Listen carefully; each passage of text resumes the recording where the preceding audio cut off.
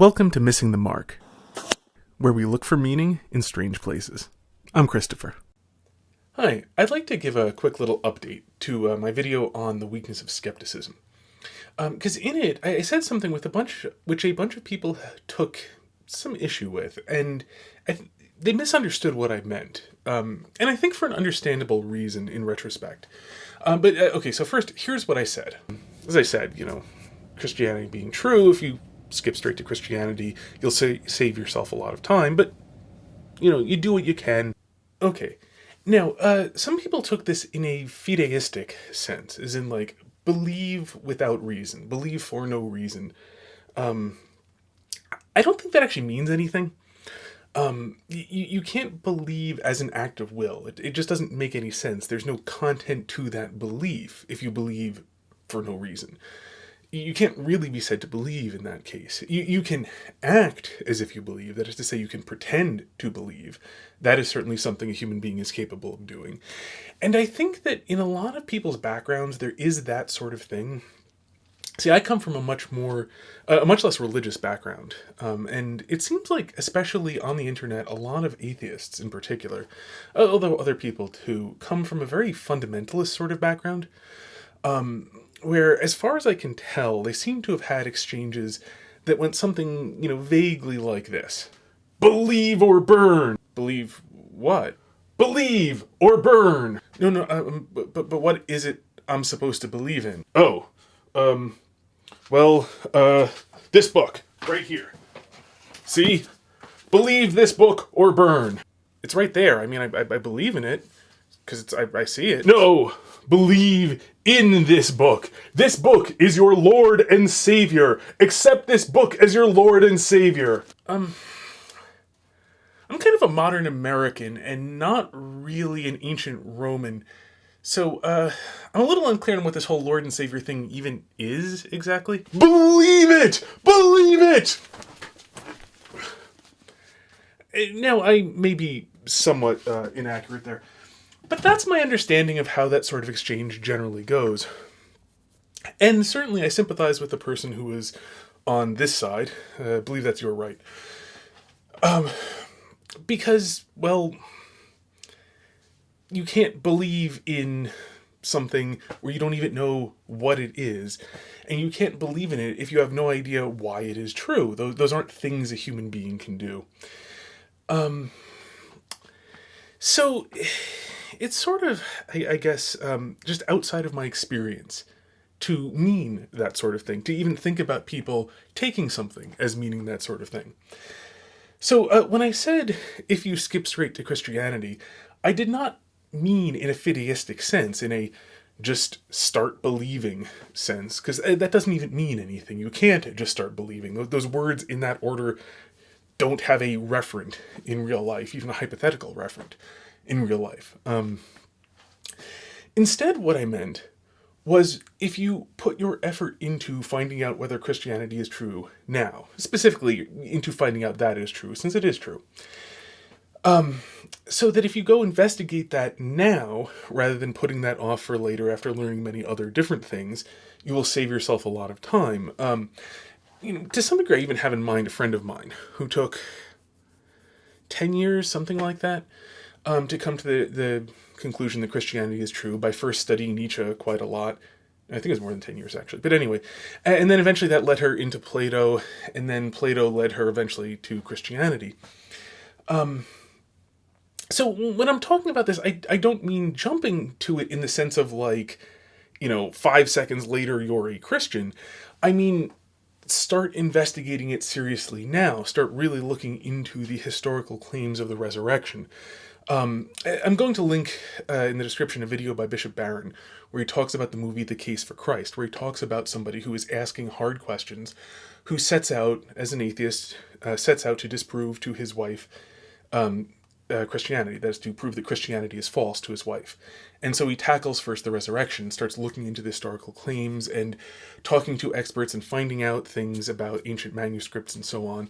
Because, there's lots of nonsense about stuff wasn't written down until many, many hundreds of years later, and massive amounts of copying errors and so on. And we have actually some remarkably original documents and There are things discovered about the rate of copying errors and how low, in fact, they were, and other stuff. And this is all a lot of stuff that you need to really delve into. I'm not saying take my word for it in this video. I'm saying that's the sort of thing that you need to look into. You need to actually do some real research on. You should be reading a whole bunch of books on the subject to find out, what is actually true. And, of course, one of the things you're going to run into is competing scholars and so on. And so you've got to sort your way through that. And one of the things to actually do, seriously, in the investigation of Christianity and its historical claims, as well as its philosophical, you should be learning those too. But to look into its historical claims is to come up with some sort of plausible idea of what actually happened if it's not what was claimed to have happened. If Jesus Christ did not rise from the dead, if he's still in his tomb, then why did people go about saying that he did? And not some glib explanation like, oh, well, they wanted to make money, but something that actually considers all the available evidence, of what actually happened, and why were people willing to die for this claim? And I'm talking about people who were there, the people who actually claimed to have seen Jesus risen from the dead. Why did they claim this? And so on. I've seen, by the way, personally, I've done this a lot, many, many years ago. And one of the curious things that you'll find is you'll find all sorts of people who kind of continually push back, like, well, it was a myth made up much later and so on.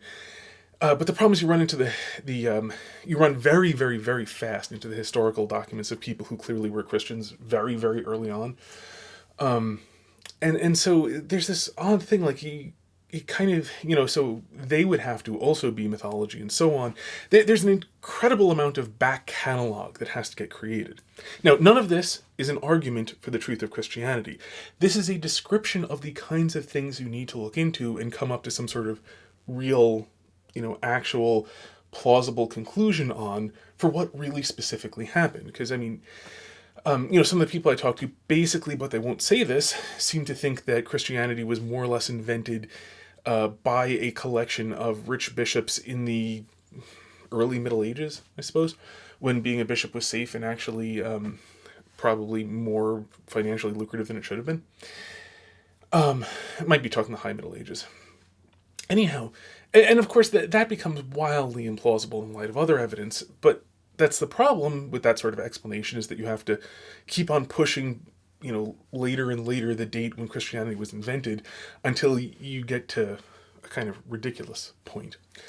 Anyhow, so again, I'm not trying to argue for the truth of Christianity here. None of that is that. This is a description of the sorts of things you should look into and rigorously look into, not just hand wave away as jumping straight to Christianity. Now, not jumping straight to Christianity is hand-waving that stuff away, saying like, yeah, well, there's some sort of explanation, and then moving on. That's simply failing to consider the thing. That is, which, I was actually saying in my video, like, well, if you're not, for whatever reason, able at the moment to seriously consider it, well, then don't, and go learn something else. Learn something else that somebody was, from somebody who is trying to be correct, not merely trying to reject error. Because, both halves are important to a human life. To both find the truth and to reject error are important. Somebody who just rejects error but doesn't, concentrate on error, doesn't spend effort on how to really rigorously find the truth, and not merely about things like electrons, but about things like human life and why should you be good versus evil and what is the best way to be good and so on. Like, those things. Okay. So, that, I hope, gives some idea of what I meant. I meant that if you can, go do the hard work of the research to find out with great confidence that Christianity is true, not jump straight to believing it without having any content to that belief nor any reason for that belief. And this is in contrast to many people who simply can't. They can't, for whatever reason, seriously consider it. The thought of this being true upends their world so much, or just seems to contradict other things in their life that they can't let go of right now. Well, do what you can and not what you can't, is, sort of what I was saying.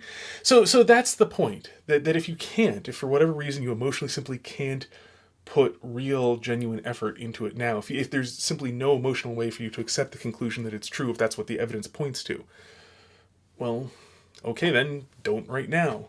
Do something else until you can. Because, do what you can and not what you can't. So that's what I was trying to get across. I so thoroughly and utterly loathe the fideistic approach of, check your reason at the door and don't have reasons for what you believe.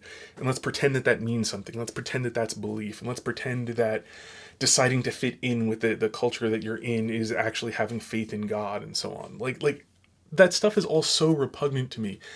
It never even occurred to me that I should clarify what I meant there, that I wasn't talking about that sort of thing, because that's terrible. It's something that's hard to keep in mind, that many, many people who watch these videos don't know the context, have no idea who I am, or, what things I find repugnant and so on. And, since so many people had a very different background than me and seem to have come from some sort of, very, fundamentalist, fideistic sort of background. And I mean the self-selection of people who are interested in videos like this.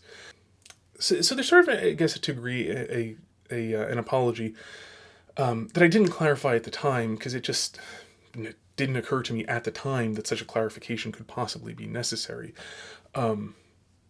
We all, about everything we say, have lots of things we don't clarify because we don't think anyone would misunderstand us. And we have different life experiences, and so sometimes they're right and sometimes they're wrong. And this is one place where, for many people, it seems that I was wrong about not needing to clarify that. So I apologize to those people who may have been confused in my meaning. I was not saying, stop critical thinking and just accept it. I was saying focus your critical thinking here and put lots of critical thinking effort into it, in the positive and negative working together to reject error as well as to embrace truth. So anyway, so once again, sorry for those who were confused by my lack of clarification there. Hope this helps to clear up what I meant. And until next time, may you hit everything you aim at.